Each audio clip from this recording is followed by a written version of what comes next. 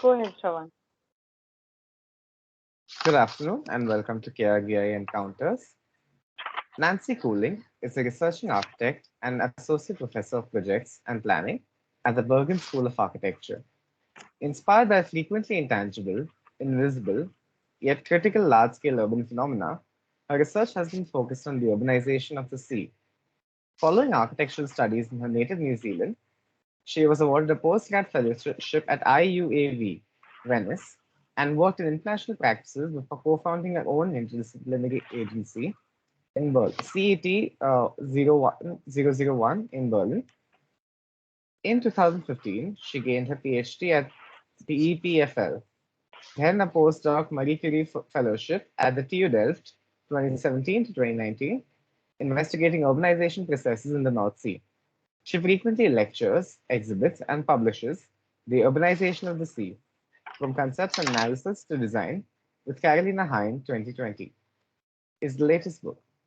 In Bergen, she runs the Master Design course, Explorations in Ocean Space, investigating the North and Norwegian seas through technical, artistic, ecological, and performative spatial perspectives. Nancy, welcome to KRVIA Encounters. Thank you so much for the introduction, Inga. I should do the share content thing right now, right? Yes.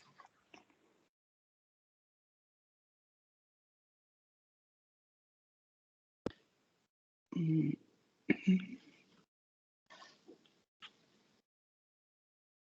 put it into full screen, right? Yeah, so thank you so much for the invitation to speak with you today and share some of my research and also the projects that our students at BARS are doing.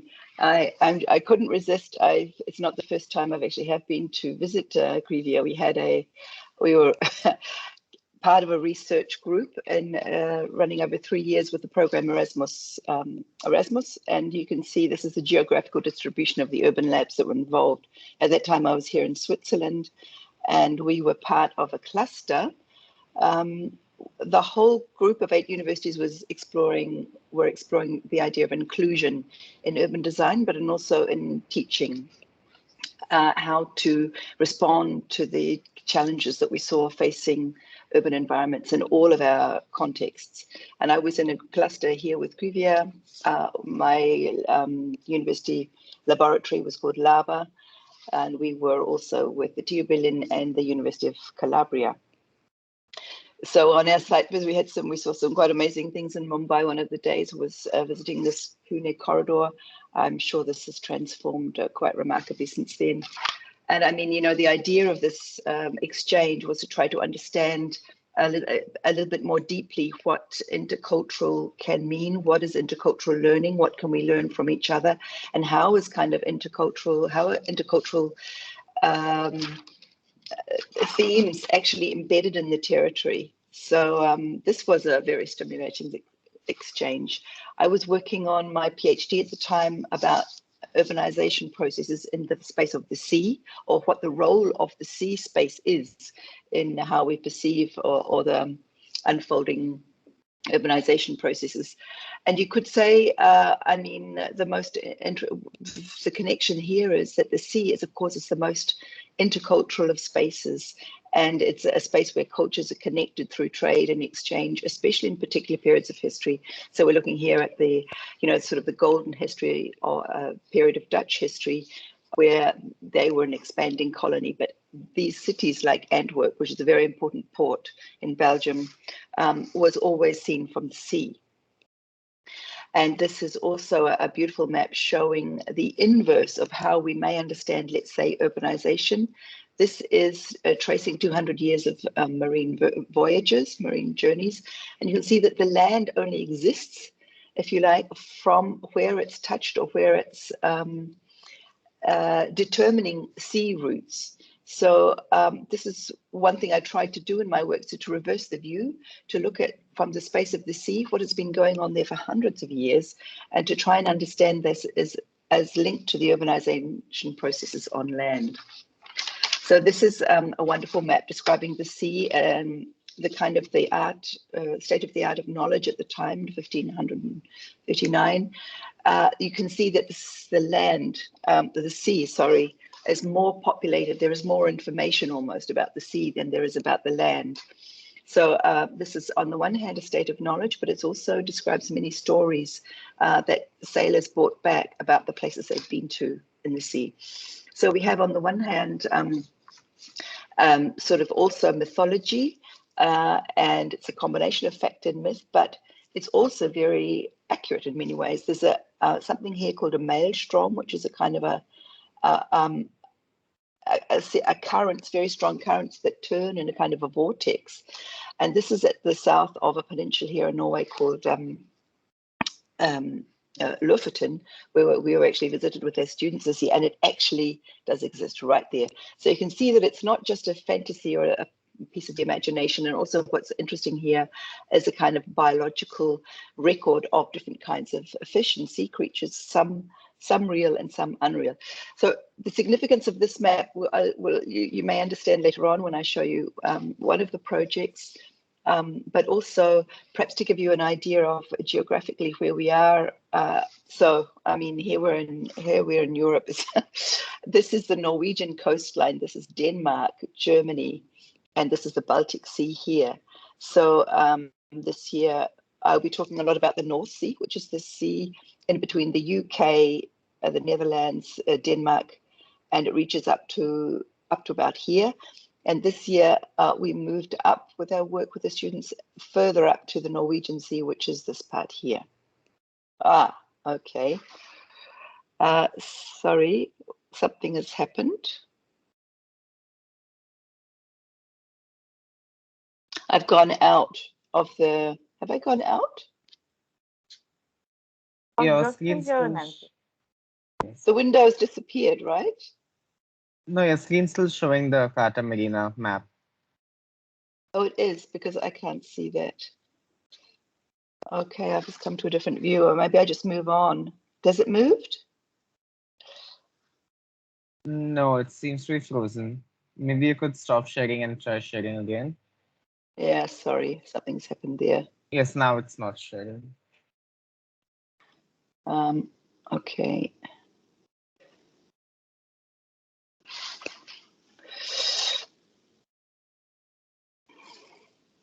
Okay, that's and if I move on.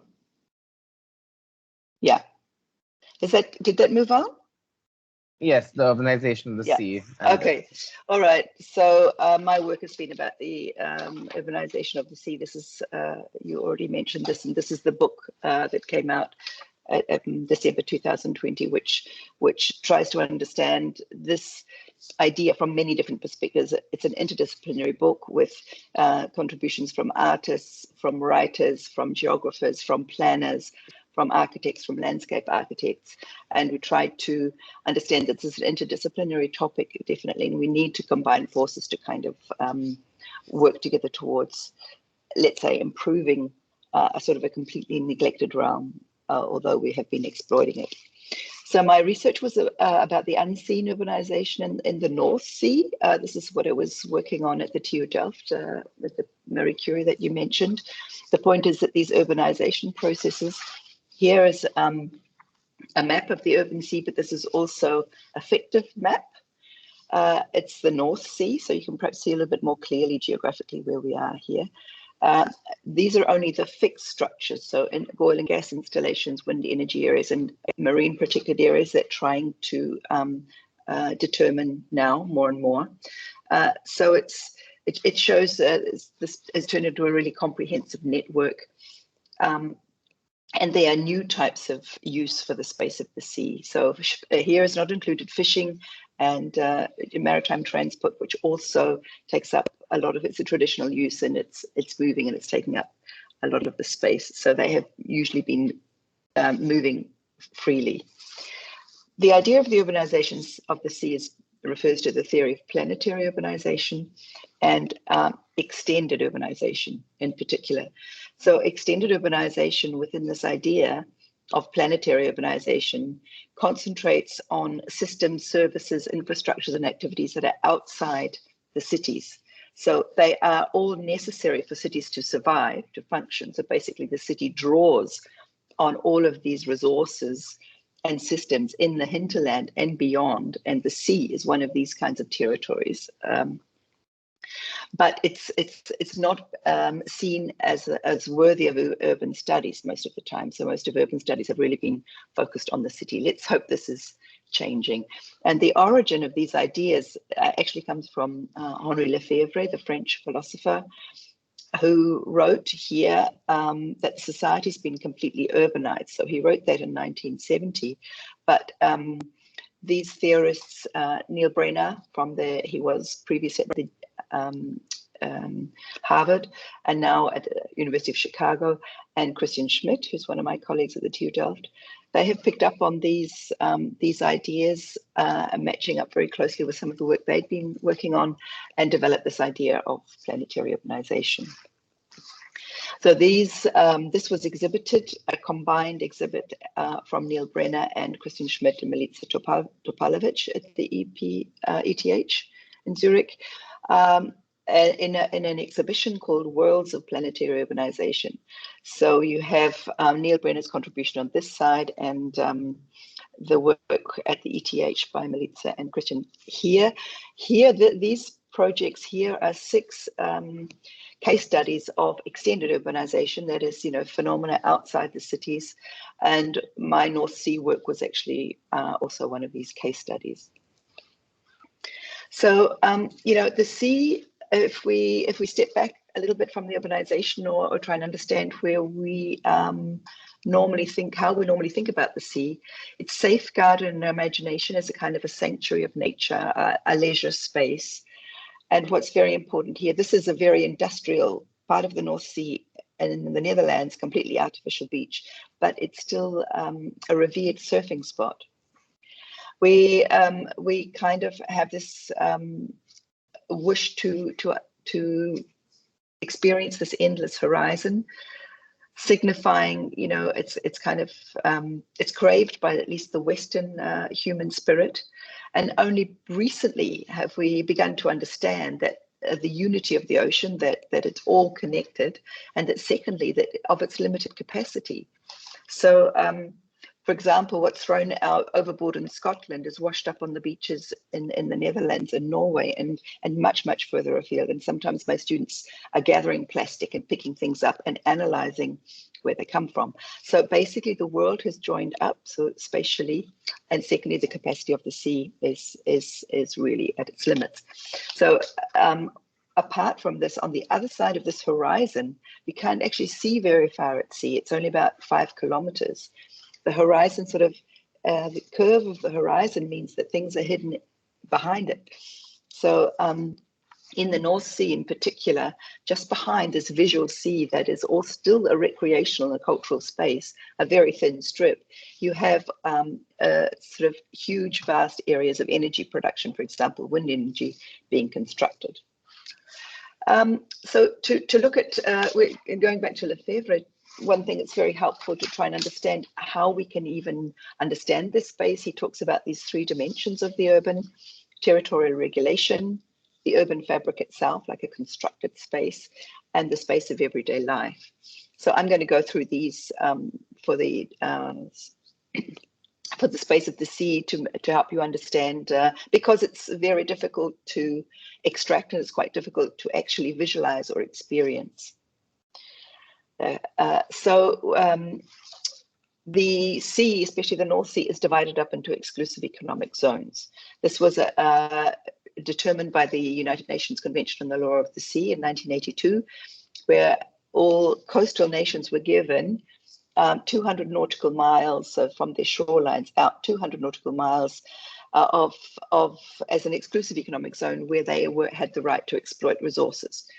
So in a sea like the North Sea, it's completely divided up into segments. There is no, there's nothing left. So this is not even 200 nautical miles here, because the North Sea is quite, let's say, it's not very big.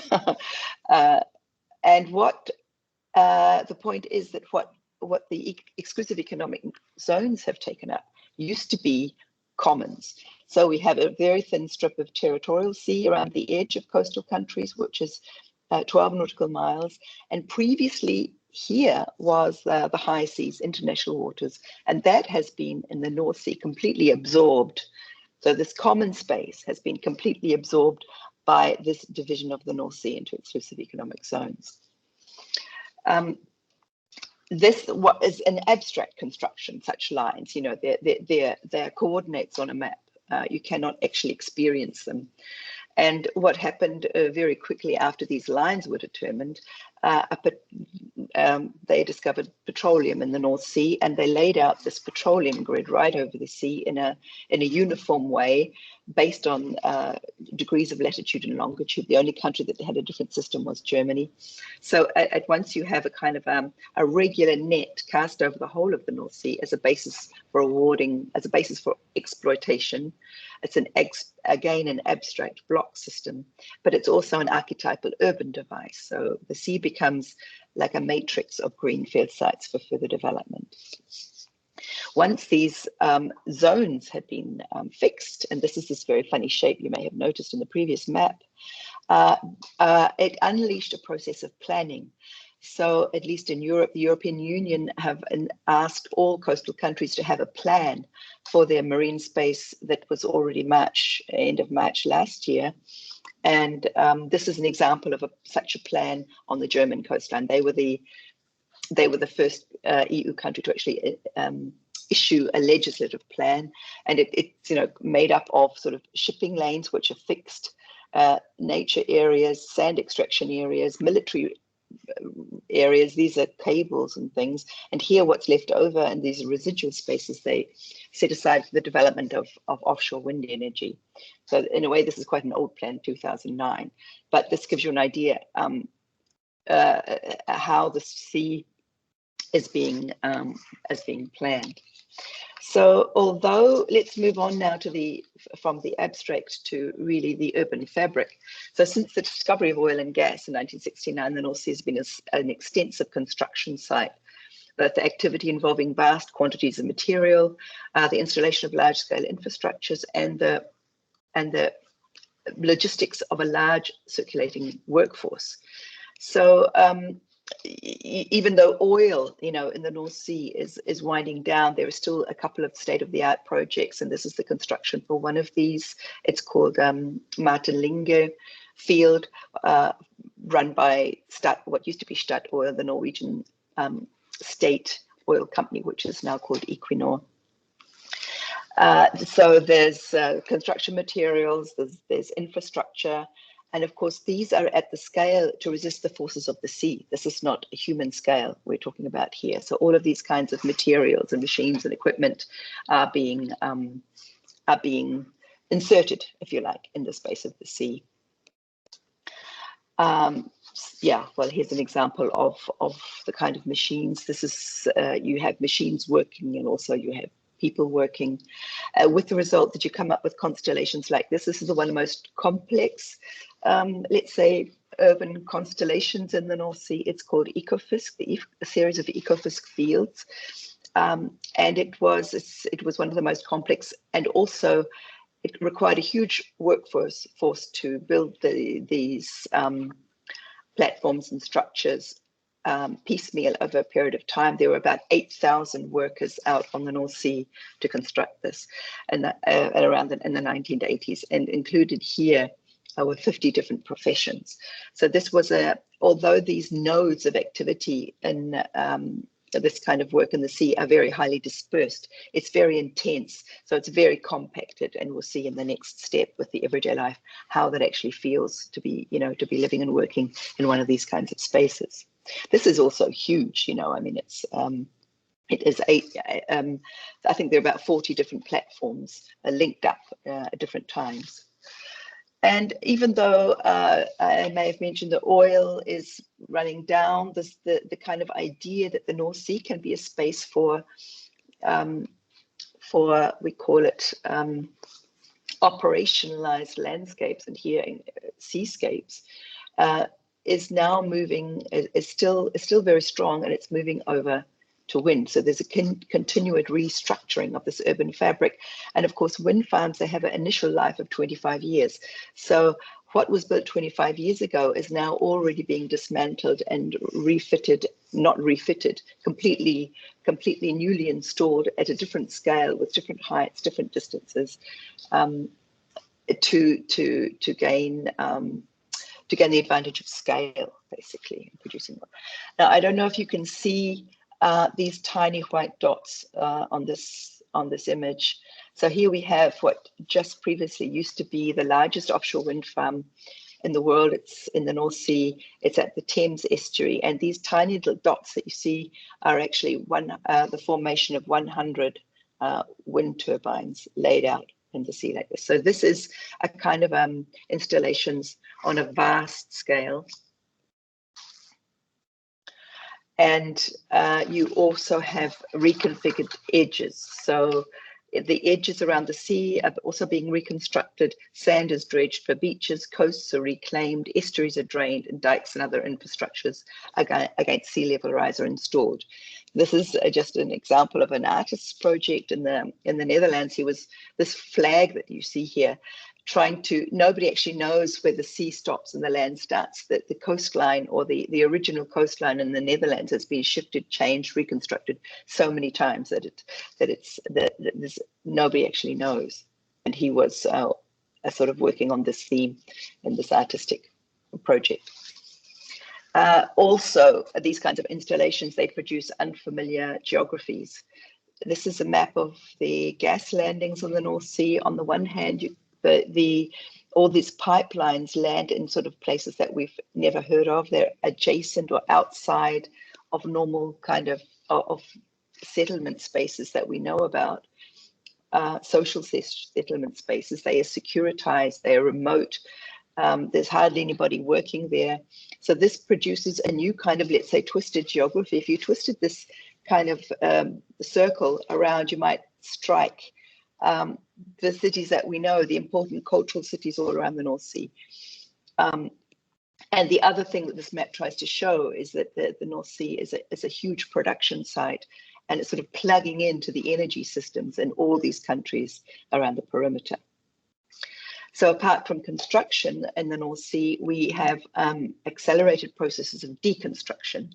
So oil and gas is winding down, and around 1,300 installations that were built in the North Sea will now have to be decommissioned in the next 50 years. So this is an example of one of the first ones, because it's an older rig. It's called Brent Delta. It's on the UK continental shelf, and it was brought back to a British port, Hartlepool, in 2017 to be dismantled. And there was steel for about two Eiffel Towers in here. Basically, they cut off the top, they take such a platform off its foundations and sort of move it over to a huge barge and transport it slowly back to land. So there's a continual process also of deconstruction going on in the sea. If you think about Harvey's ideas about, the continuous reorganization, deconstruction of the territory.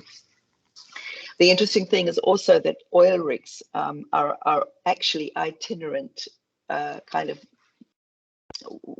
factories. They move around, and they're kind of looking for new contracts. So this is one an oil rig that I saw called Haven, actually. And this was constructed here in the United Emirates. It went out to the North Sea.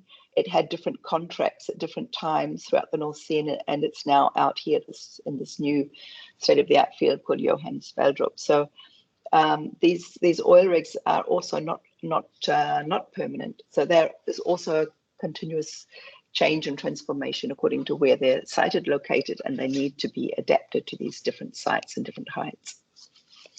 So if you move now to the third category, the daily life of urbanization processes, according to my calculations, there's still about 60,000 people working offshore in oil and gas in the North Sea. And what happens is that they fly out to dedicated kind of neighborhoods from different ports, and they're served in a kind of clusters. So this, for example, the workers on these clusters of oil rigs, they'll be leaving from Stavanger. And what's interesting is that in wind, in offshore wind, they've completely underestimated the workforce required. So you also have now wind energy repeating the kind of systems, the temporalities, and the structures required for life looking after wind parks. So they fly out from these ports, and some of them have accommodation modules that are very similar to oil rigs planted out offshore. The environment in oil and gas on these rigs is incredibly internalized. So the spaces are very compressed. This is what you see in terms of, let's say, a kind of a floor plan. You see the amount of space taken up by machines and very strange kinds of objects, and the cabins here are sort of pressed very tightly together on that end. The working pattern or rhythm is highly regimented. So some of these workers that I interviewed, they start at 5:30 in the morning, and their day is dictated completely until 10:30 at night. So this particular worker, he's commuting out to a British rig called Shearwater from Aberdeen. And so you have not only the spatial compression that I mentioned, but you also have a very extreme relationship of time. So for 14 days on the Norwegian continental shelf, they spend 14 days in a very small cabin. Sometimes there are 3 men in a cabin. This one doesn't have a window. And then for 28 days, so they have 2 weeks on and 4 weeks off, they are kind of free. So this is a very, it's actually a very kind of stressful kind of type of everyday life. So just to conclude this first part of the lecture, my work, what I found out is that the North Sea is being loaded with increasing industrial uses, overlaid on traditional uses of shipping and fishing, which are also very intense in the North Sea. It's a highly productive fishing ground, actually. And this means that the ecosystems are also completely overloaded. At the same time, you have this phenomena of emptying. So the sea is being emptied of its socio-cultural significance. So the industrial part of the sea is taken over the space, but this is a space more and more devoid of people and of social contact, and also of meaning. So this is not, these are not kind of developments that are integrated into our social cultural lives back at shore or into the city. So this is a kind of a separate, fragmented way of life. So the sea is being basically separated from us in this process of urbanization. And you can see how when I started off with the cultural connectivity, like having the sea, understanding the sea as an intercultural space, you can see that it's become completely fragmented and determined by industrial specialization. So now I think I have a few more minutes, right? Because we started a little bit late, so maybe I've still got 10 minutes or so. Yes, I wanted to, sorry? Yes, it's okay. sure, you have 10 minutes, yeah. Yeah. So I wanted to move on now to what would you do with this kind of, how do we as architects, what can we contribute to these issues? I mean, the sea has been taken over by, I'm repeating myself, but by industrial and maybe legal and political, spatially determined by these factors rather than by design or architecture. And our relationship with the sea has developed into one, at least in our part of the world, based on exploitation. So I'm just showing you here one of an analytical map and a sort of a provocative future map that some of my students made about the North Sea and aquaculture. So Norway is very strong in aquaculture, and it is a real problem because it has its own polluting factors, but it's one of the fastest growing food industries, aquaculture, and Norway is kind of one of the world's leaders in this. So this map shows a kind of a scenario where the whole of the North Sea is exploited to the max. So every tiny little dot that you see here is more or less like this. If you fill up the whole sea pretty much with aquaculture in the areas that are not preserved, or where they're not shipping lanes, and where it's not, already inhabited by oil and gas. So, one of our tasks is to how could we stretch the task of an architect across this land-sea threshold to improve our understanding of ocean systems. We call this ocean literacy. And how could this kind of understanding inform our interventions? So we would like to challenge inherited notions of where the job of an architect starts and stops, and to show how architectural skills can be very, very useful in this complex and urgent task that we are faced with concerning the state of the world seas.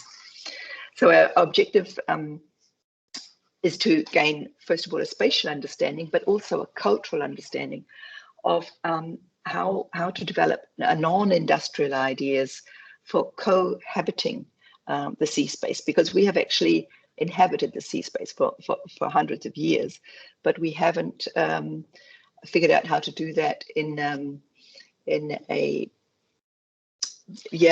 haven't designed it.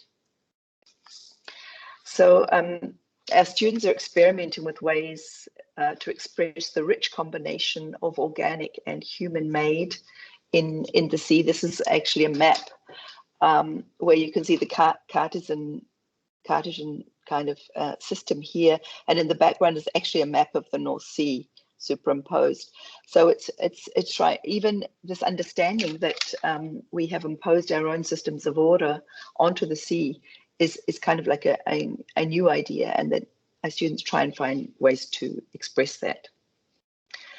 And we're also trying to provoke a paradigm shift that is urgent.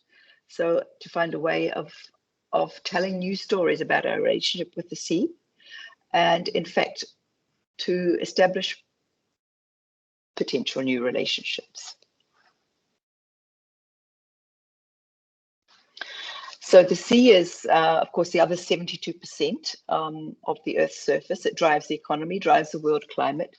And this particular comment here tries to talk about how architectural practice is changing, and you're probably dealing with this also in KRVIA.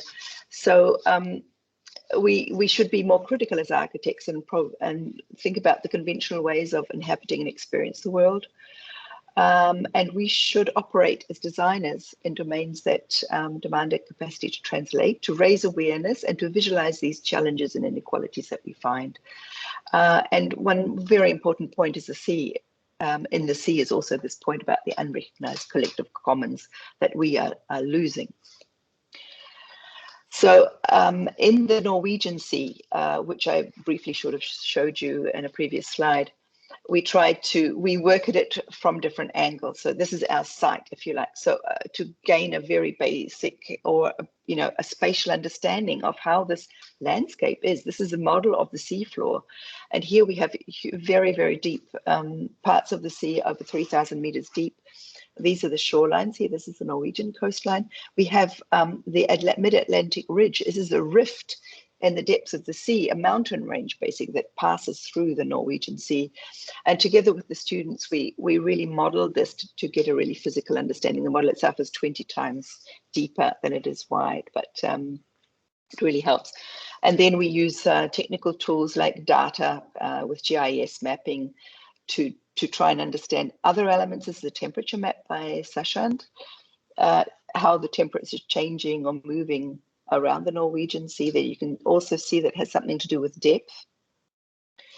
And we use artistic research as well to provide, to always thinking about the sort of cultural aspects. And this is the students interpret works by different artists that have worked with the sea or dealing with these urgent issues, trying to find a new voice or new ways of visualizing, expressing problems or our relationships. So this is the artist Susan Shipley and her work, Learning from Ice, that one of the students made an installation about. At BARS, the Bergen School of Architecture, where I'm teaching, we especially in my course, Explorations in Ocean Space, we try to use exhibition formats. And this is because we want to explore immersive and sensory possibilities of experience aspects of the ocean. The ocean is not something still, and this is the problem with marine spatial planning. How can we experience some kind of dynamism? We use light, projections, these kinds of things, as well as physical models. But it's also maybe a way to explore the mystery of the ocean, because the Norwegian Sea, for example, we don't understand very much at all about some of these spaces, and yet we are planning extractive projects for them without really fully understanding these very delicate ecosystems.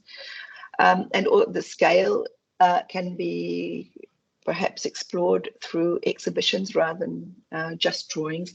And in our case, we had the advantage, we tried to explore the deepness here as well, because we're in a basement in our architecture school where you suddenly felt actually immersed in the ocean itself.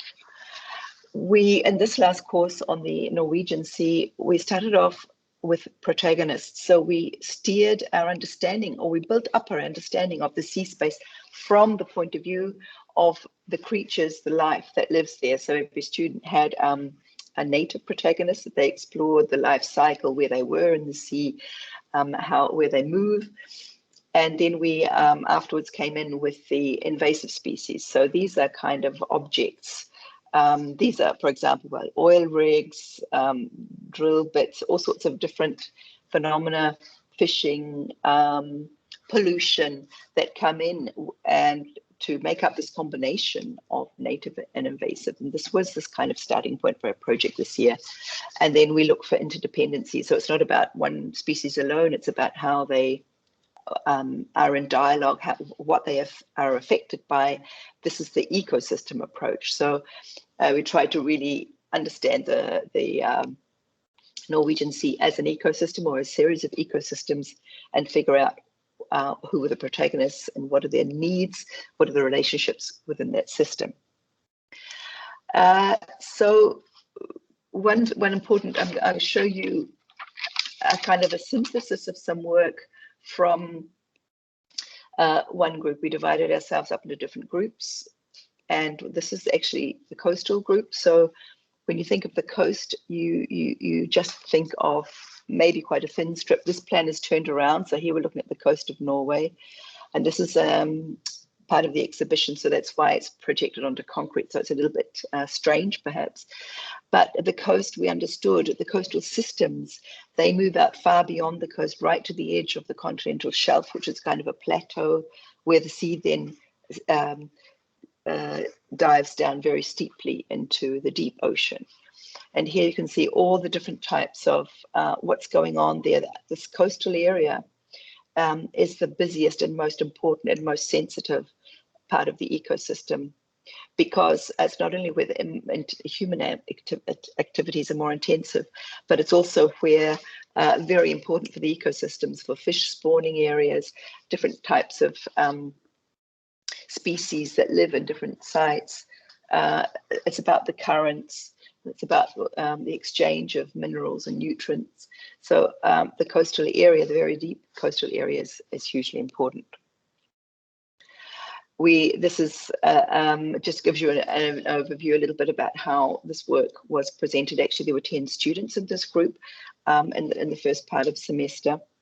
And I'll take you through, actually, I've got 2 projects here that we'll quickly go through just to give you a taste of how the students work then, moving from the scale of the protagonist, one very small creature in the Norwegian Sea, through to these very large scale issues.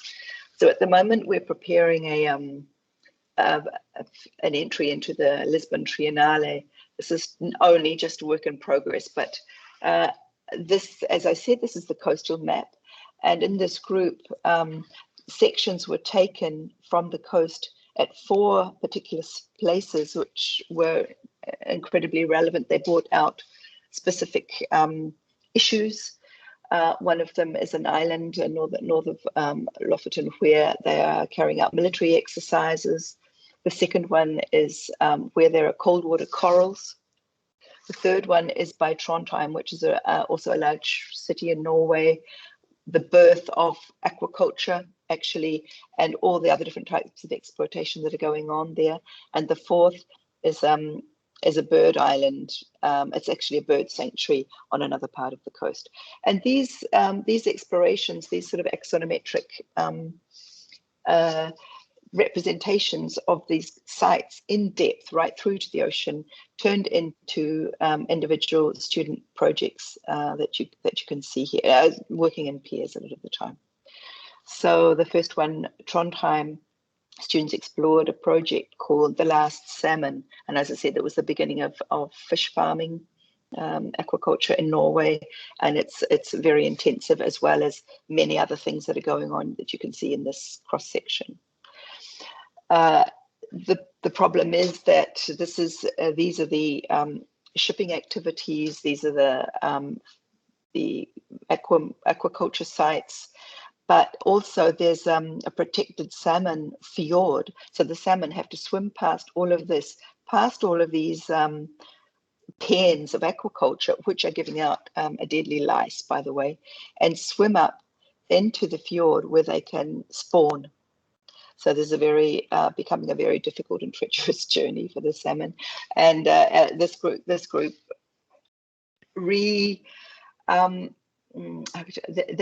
it is an audio-visual installation doubled over with reality, and they took you on the journey of the salmon through this space from the point of view of a salmon. So you're looking at the video as you're walking through spaces from the salmon's perspective. And so you have the students walking around with their iPhones looking for clues. They latch on to different clues that are in the overall exhibition that navigate them through this journey of the salmon, basically. And they're wearing headphones and they're listening to the instructions. So this is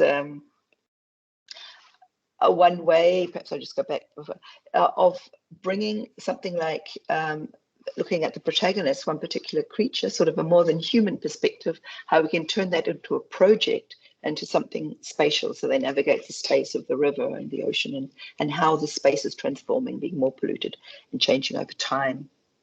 And the second project is from Sashant and Kripa. I don't know if they're actually here online, but they were exchange students from Mumbai, from KRVIA, and they came up with this very amazing project called Ocean of Myths. And from that early map that I showed you at the very beginning, they were inspired by this cultural aspect, this historical, but this mythological aspect of the ocean, a kind of a nostalgia, kind of a yearning that we have, the stories that are embedded, the knowledge that is embedded, but from perhaps different eras, and how that is turned in. They found that some of the Norwegian, Norse mythology stories were very similar to those of the Indian. This is the churning of the ocean milk. You all know about this. And that there's always a question of balance between different protagonists, between the good and the bad. There's stories in some of the other mythologies about overexploitation already. So these kinds of ideas are already embedded in mythology. So they wanted to take this up and figure out how can we turn this mythology perhaps into something contemporary or related to contemporary issues. And they had divided up their project into past, present, and future. This is it just shows how they were working with this overexploited area in Trondheim, and we can't see probably in too much detail now, but the figures, the real figures that are the protagonists in the contemporary ocean, have been translated into kind of something that can align or to set up a dialogue with these mythological figures at the same time.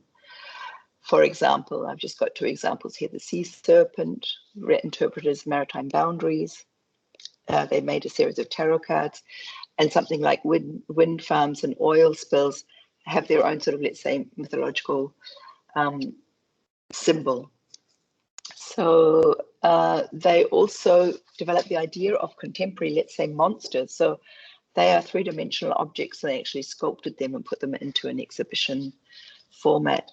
So the idea is that we're always fed with mythology. We're fed with narratives about how, obviously, there's a dominant narrative of oil exploitation in the North Sea, and also now in the Norwegian Sea, deep sea mining. So we have our own contemporary monsters, and to try and sort of visualize them in all sorts of ways using this language to draw attention to this was the object of this project. So I think I've run out of time now. Thank you. I did have this one more thing. I mean, we have different types of work coming from the students. And we're going from one extreme to the other here, you know, from the salmon perspective to mythology. And we have also work which is very, very concrete. So some of our students built a 1-to-2 model of a new type of roofing made of seaweed. And if I have a chance, I would show you an image of that too. But very hands-on. They spent the whole time building this incredible roof, gathering the seaweed, trying to propose or dig back into archives and things to understand it had been used as a kind of a building material in the past. And so and also taking seaweed that washes up onto the shore. So the idea of circular systems and rediscovering, you know, sort of technologies or different ways of interacting with materials from the sea. Okay, thank you. I'm going to stop sharing now.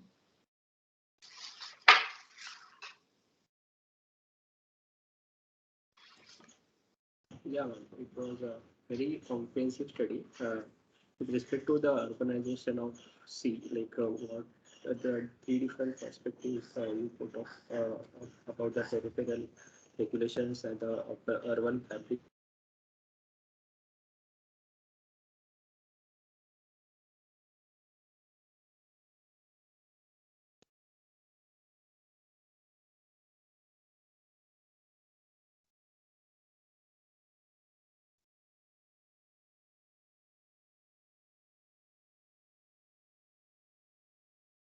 Shravan, is he frozen for me only, or what is it?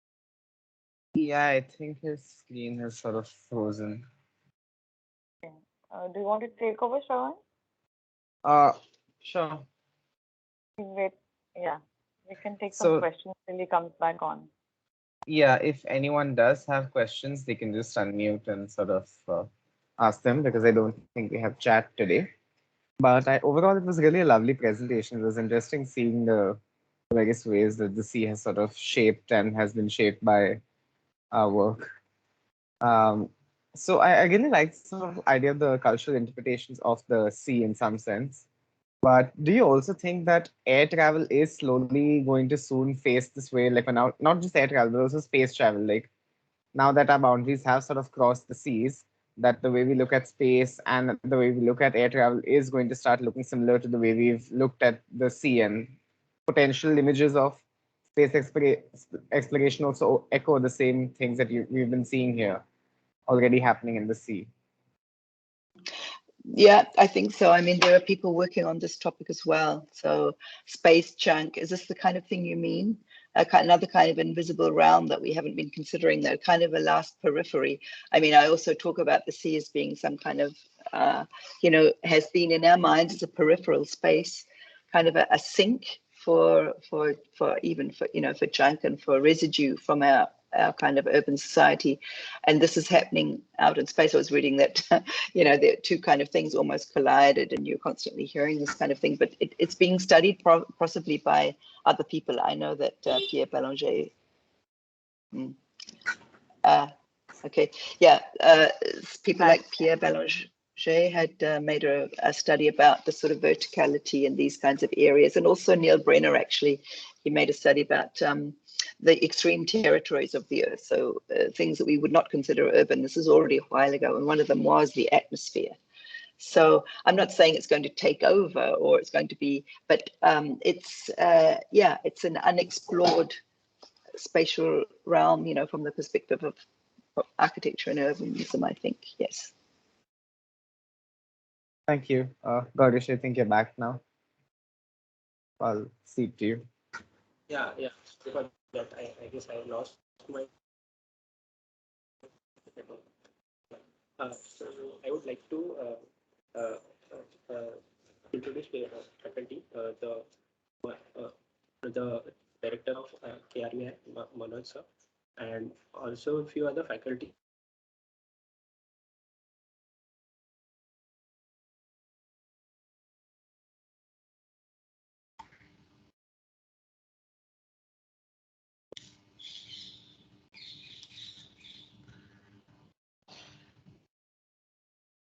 I didn't actually. Was that a question? No, Gaurish, so we have for me? faculty who joined us today, and please feel free to unmute and ask.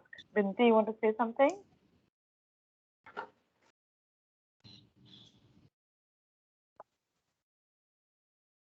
I saw George in After a long time, earlier. if you remember, we met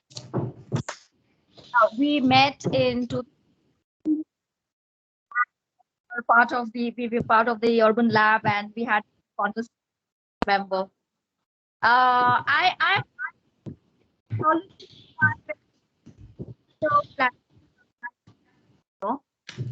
and we addressed it in our, and it is a very political economy kind of an approach, which is saying that it is the capital driven, the neoliberal driven urbanization, which Neil Brenner talks about. And of course, in our book, we take different parts. We try to say that if you want to understand the granular differences of urbanization in different countries, then we need to go for a different path. So we are calling it Southern urbanism. So I think this is a very nice area of scholarship, and we have lots to discuss in future. And I look forward to that, really. Thank you very much. Nice to hear you after so long. Thank you, Binti. I don't know if I'm allowed to respond. I mean, just a classic misconception is that planetary urbanization means that you look at things from a very superficial perspective. But this is what, the territories of extended urbanization that we exhibited at the Viennas. We go deeply into these territories, and they're never the same. And we don't even understand partly what's going on there. So I think it's a call for deeper research, definitely. So it's nice to hear. You said you were cutting out your, I couldn't hear everything you said, but you put a book out, did you say, Binti? Yes, yes. A couple of colleagues from KRVIA, we just published a book. It's called Resilience and Southern Urbanism. It is published by Routledge. I will share everything with you, the details. You could order a copy, pre-order a copy for your library. And we are just trying to extend this debate, whether the resilience narrative can be situated in this greater narrative of planetary urbanization, or do we need a different kind of scholarship to understand that? So that is the question that drives this book. And we are trying to understand it through the lens of culture. So that's the position we have taken. Please read and let us know your thoughts, that we can carry this conversation.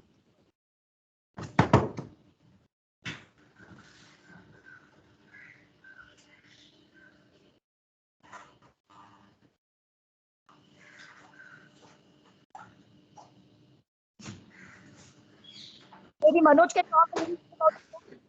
I mean, because it's been all about, and I especially read Neil Brenner's work, his views, etc.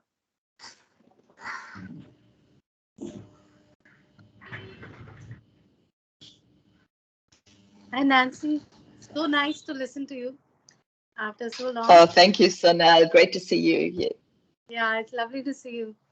I was just, I was listening to the talk, and I was thinking that there is, somehow that the narrative of the ocean has become this kind of tragedy of, of a space that we always imagined to be untouched and pure in some way. And slowly, I mean, it's bringing back to us stories of kind of the spread of all sorts of this, or but perhaps it was always territorialized in some ways from in many other ways, and its inhumanness, right? That inhumanness perhaps is something that is also part of the myth of the ocean and has been this sort of mythical notion of the ocean. And and to map something that lies outside our center of vision, I think that part I found the attempt to map and the difficulty to map something that doesn't necessarily put you at the center. I think I found that very interesting, and I suppose that comes with its own difficulties in kind of displacing the center of view, like the salmon, or all those stories or myth which are traditionally not seen as this sort of rational or anthropocentric ways of seeing space. So I was just wondering about that, what are the kind of difficulties in terms of kind of putting it within a rational discourse and academic space and things like that. Yeah. Yes, thank you, Sonal. That's a wonderful question. Yeah, exactly. I wasn't sure if I'd actually specifically said we're trying to decenter the point of view, but you got it. So yes, of course, it's an experiment. I mean, the position is that the kind of rationalization and the planning, I explained how they're planning the seas like crazy over here in Europe, and this is still not getting us anywhere. So there's a factor that is missing. Something is missing. People are not understanding or grasping the ocean as part of a realm that we have to take responsibility for. So that's one aspect of it. And then, of course, with displacing the point of view, we're into kind of a more than human discourse. So there are a lot of people writing about this. And this is something we feel from an environmental, from an ecological point of view, we have to kind of, let's say, put ourselves slightly outside, or at least to the side. The crazy thing is the ocean is such a powerful force, and we are basically nothing, in confronting the ocean. And this is also quite interesting to understand. And the whole discussion on sea level rise, storm surges, which are threatening, especially in the North Sea, we have no control over it, no power. So the idea of the human, or all of our technology, being able to achieve something with these oceans is really not, it's really not going to work. So this is where resilience has been a way to discuss it in the past. We're not really taking that track, but yes, the idea of taking the point of view of a salmon is tricky. And we had some guest critiques that were saying, because sometimes the students presenting their works were saying, I am the salmon, I am this, and then it depends what voice are you using for this. So these were kind of issues that we had to resolve, and it was a very interesting discussion. So sometimes the students moved away from using I, or maybe we. In this video that you see, this project, there is the voice of the salmon saying, this is where I came from, or we came from, we're moving now. Very, very sparingly, because just to leave the space for the imagination to let the person listening also contribute in some way to let them in, because we don't have the answer, let's say. And the other really nice project that tried to use the voice of a whale through sort of sound research that he had made. Apparently the whale he was trying to give voice to was a fin whale, which sort of makes sounds like a sort of a Morse code. And once you start to get a little bit, so these are the kind of tools that are available to you. So it is very tricky, because it's this sort of arrogance. How can we even assume that we would know what an animal, or what a fish, or what a fin whale would think or say? But on the other hand, so now there's incredible research. Apparently the whales, they have conversations with each other. They're also kind of chatting, not only just sending. There's incredible sort of marine research that's looking at this. So you can at the least, we understand that they are millions of times more intelligent than we have ever imagined. So anyway, yes, it's an exploration. We're just trying to find different methods, and perhaps as a form of discussion. Thank you.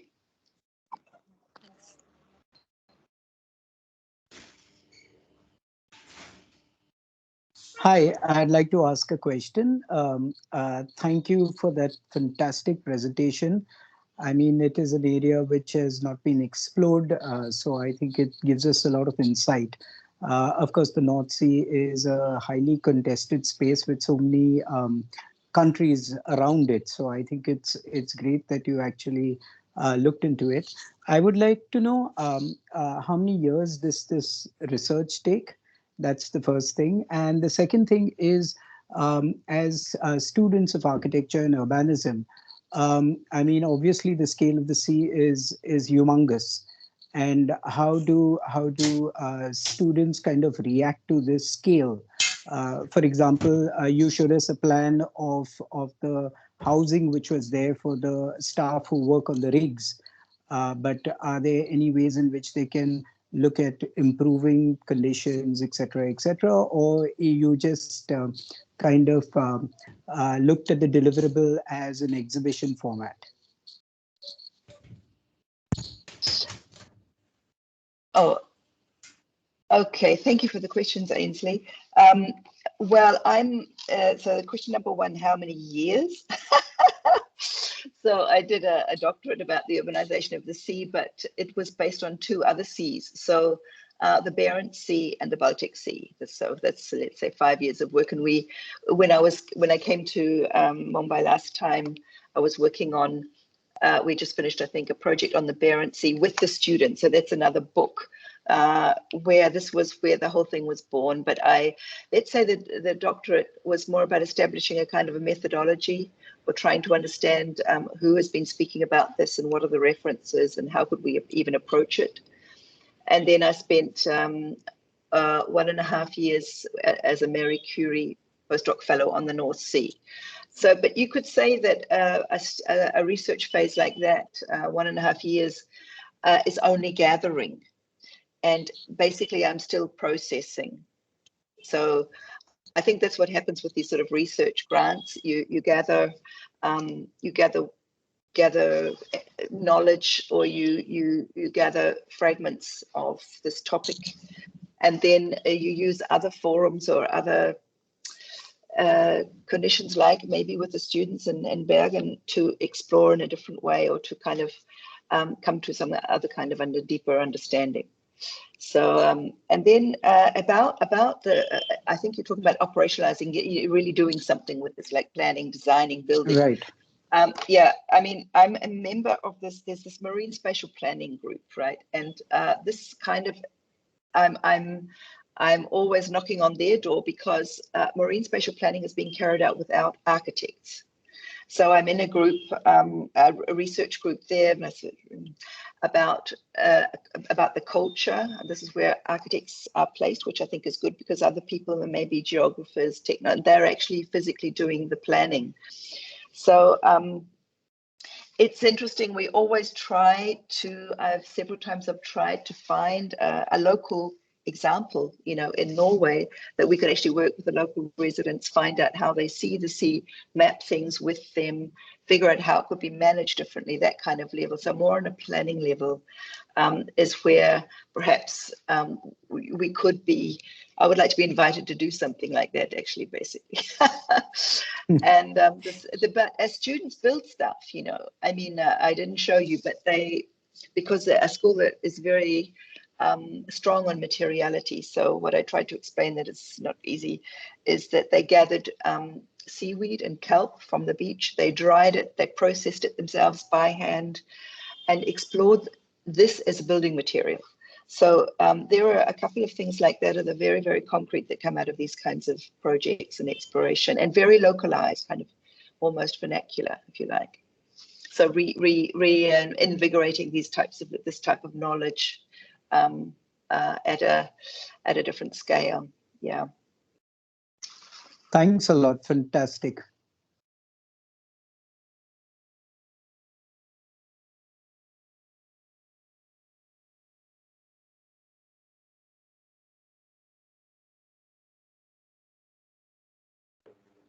Sorry, thank you for that whole session. It was really comprehensive with respect to what's happening in the urbanization of sea. Yeah.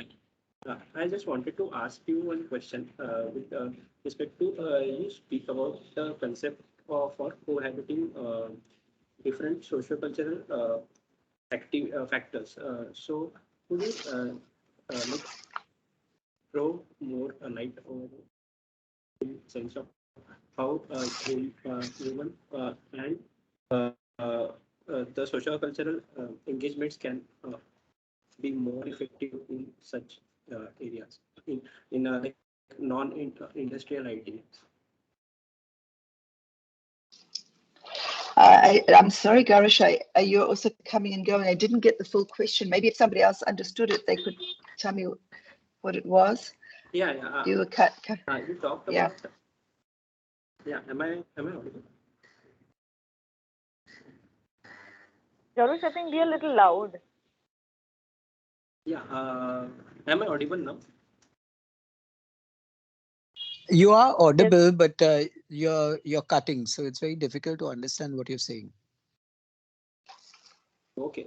So I was just trying to ask, like, how can we develop? You talked about the developing non-industrial ideas for cohabiting social cultural factors. So I wanted to know few like how can they be related to the human activities in that area, the in different cultural point of views.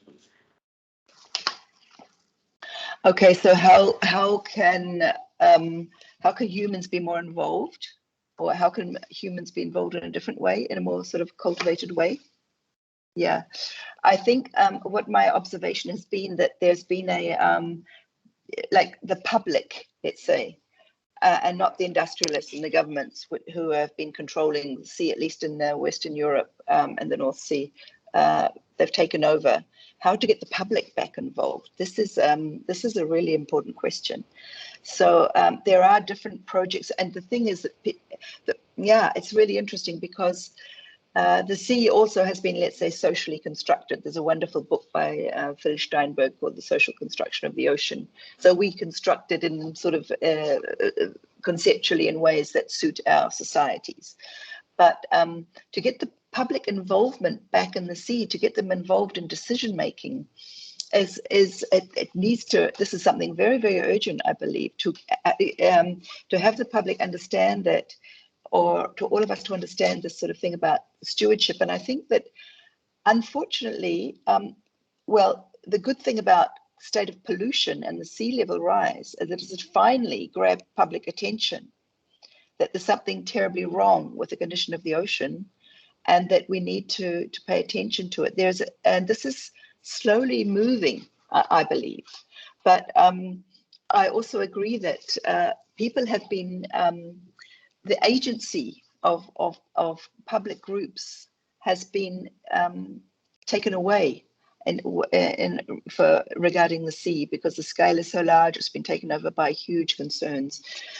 And you know, wind parks are one example. So a wind park, you could, as a community, develop a wind park offshore.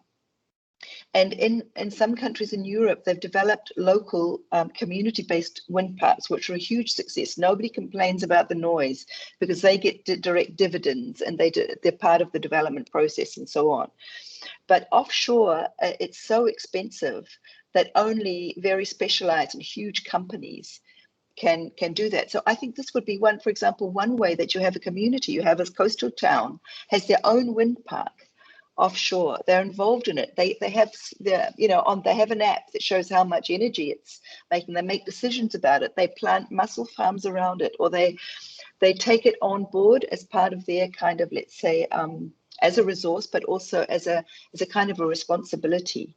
So I think that's just one very very concrete example, let's say, of how I can imagine these management systems and the sort of stewardship turning around, because the public has been asked to clean up what the industry has made a mess of, let's say.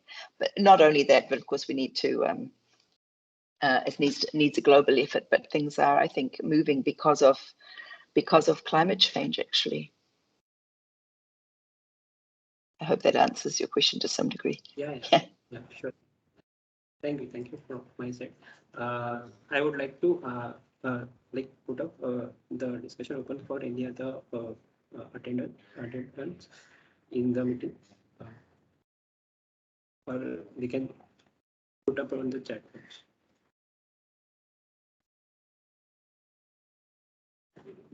Actually, let them be free to unmute and ask, because I think the chat's not available, so they can just go ahead.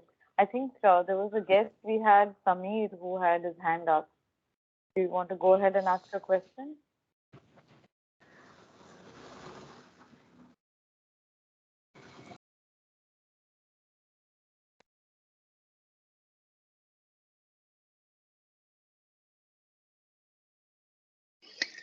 If I can't hear anybody asking, I'd love to hear if there's any kind of similar work going on around Mumbai. I remember George was telling me about a really interesting project with local fishermen and things like that. So I think that would interest me, or if anybody at KRVIA is working with this kind of thing.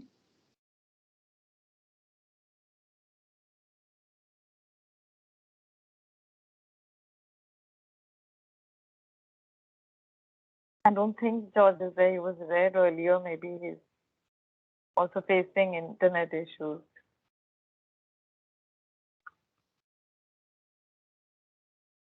Any student wants to go ahead?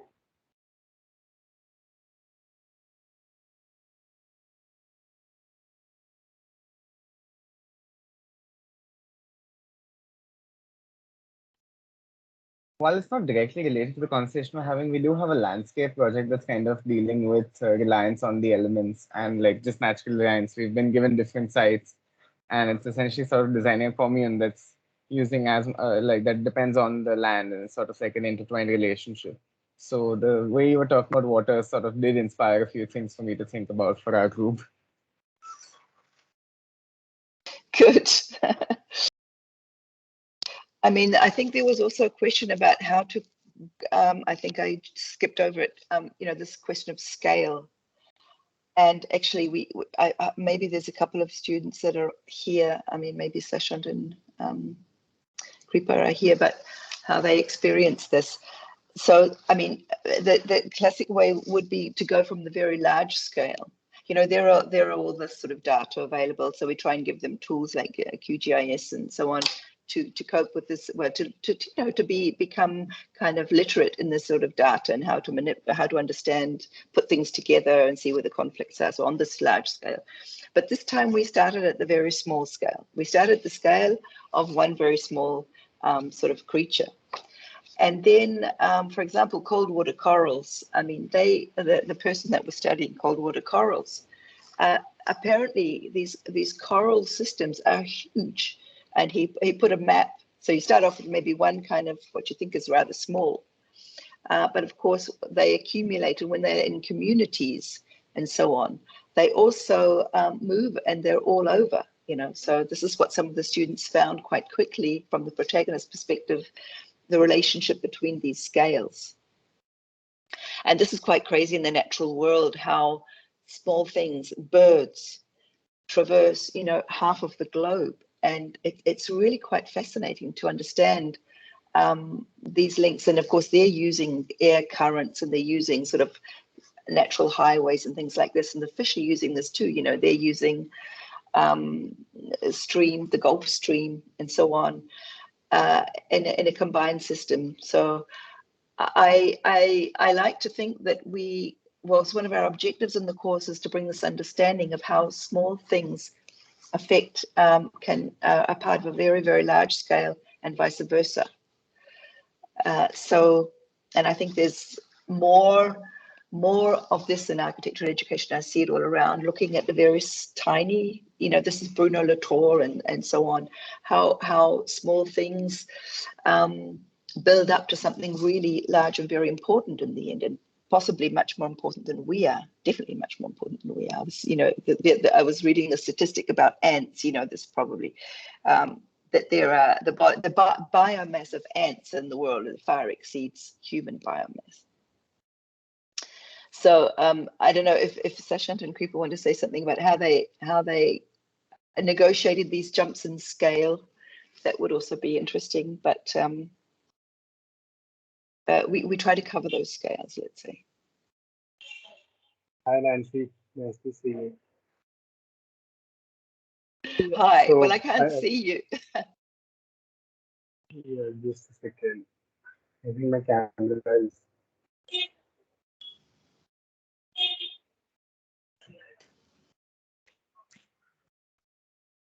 How did you find this question of scale, Sashant? Yeah. So it was quite fun initially when you were working with the idea of using protagonists to enter the ocean space, and it was really nice to understand as it kind of toned down the way we enter the ocean. Like, for example, I was working with the sea urchin, and it kind of focused down, also toned it for me to understand the influence of different things in relation to the sea urchin. And then the whole process of choreography where we're trying to integrate or relate to other creatures around us. I think it kind of worked out very smoothly from one scale to the other, like how we transitioned from a personal creature to a group and to a cluster, and then understanding the holistic ecosystem. I think that was quite nice to work with.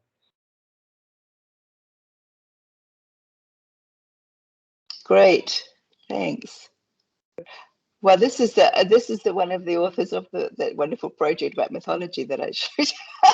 So, I don't know. Do you know if they all know that, Sasha? I don't Yes, think we so. saw that. We noticed that. But when it's a man-made intervention in this scale, it's like huge. I mean, so I wonder if Shashank, you actually encountered it versus the biological scale of the creatures in the deep sea. So I mean, it's unless you experience it as human beings, like even if you go to a dock or you go to a shipbreaking yard, you understand how tiny we are as compared to that, and how we intervene in such spaces. So I mean, it's something which we have to. I mean, what this project brings is this. Tiny scale to a salmon to something larger, and then the man-made scale in the sea. So I think that's the interesting thing, which I mean, I think probably the two students would have been exposed to. So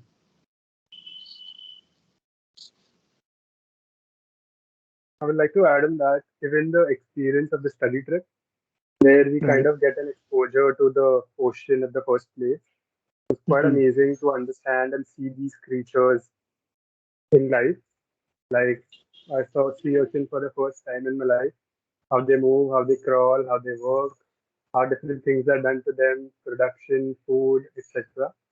It was quite a nice insight of how different creatures involve or integrate inside these ecosystems and come together to effect in much nuanced way. So why the mythical kind of thing, Shashank? Just to ask. So yeah, it's a Um, nice the question. Indian mythology too.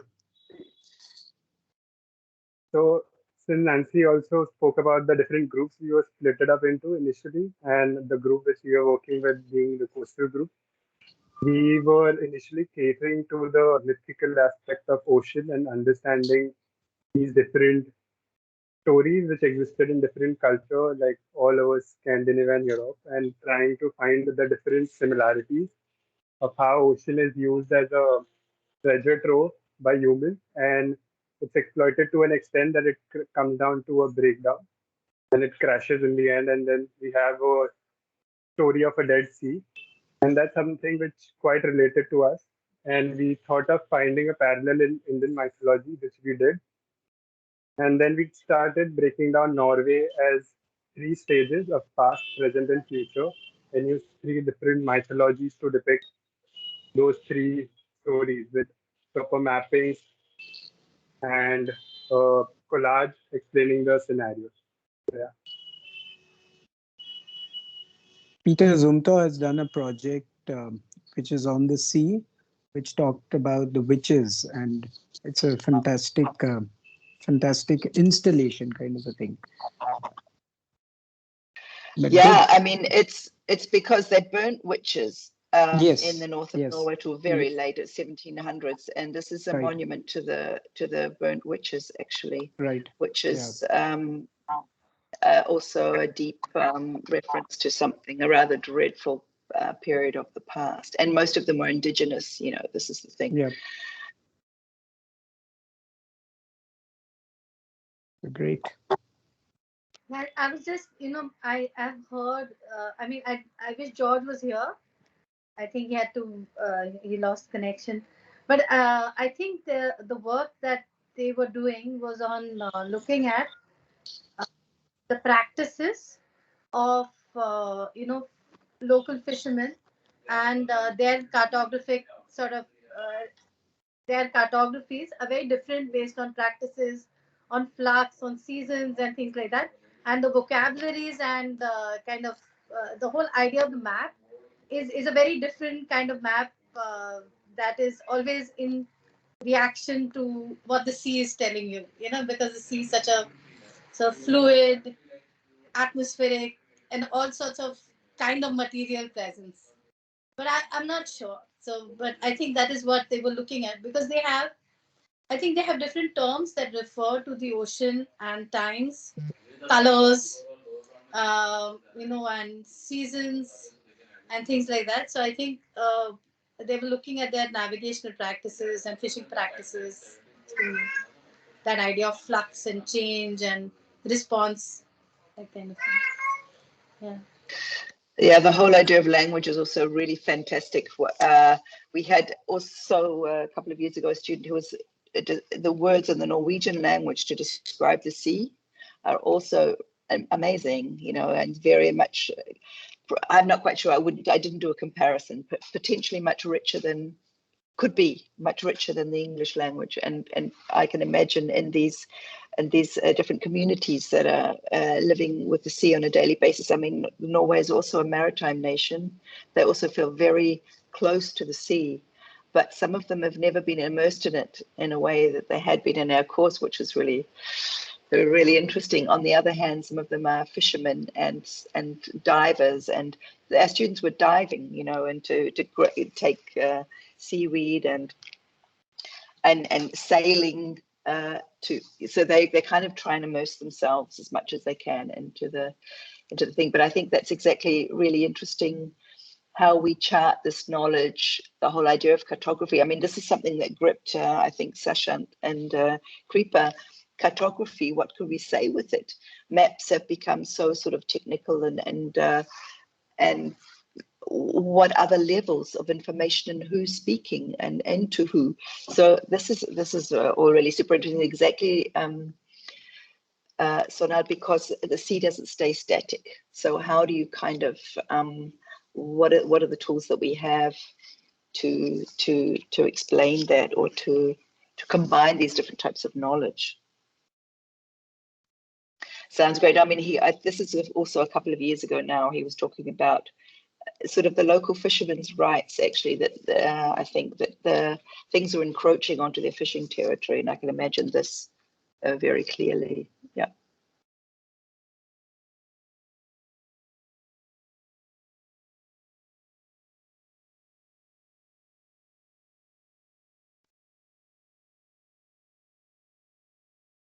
I must say, I'm impressed with the amount of attendance. I don't think I've ever given a lecture with so many people. So I don't know why, but thank you so much all for on a Saturday for coming online and listening. Thank you, Nancy, for that lovely talk. It was our Yes. pleasure. I mean, it's fantastic work which has been done. So, thank you so Okay, much. I think, is this about the end? I think perhaps then I thank you again for the invitation, and all best of luck with your ongoing project work, and also Sasha, and all the best for your diploma, which I think you're about to hand in soon, aren't you? Yeah, we're working on it. Thank you. Great. Okay. Then, yes, it was a pleasure to see you all again, and yeah, have a great weekend. Bye-bye. Thank you. Thanks Bye. a lot. Bye. Take care. Bye. Bye. Bye.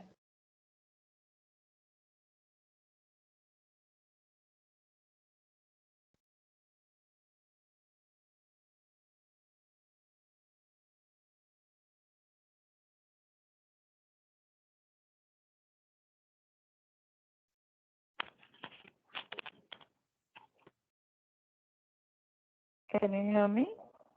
Yes, Mamta. Yeah. Thank you so much, Nancy. That was wonderful.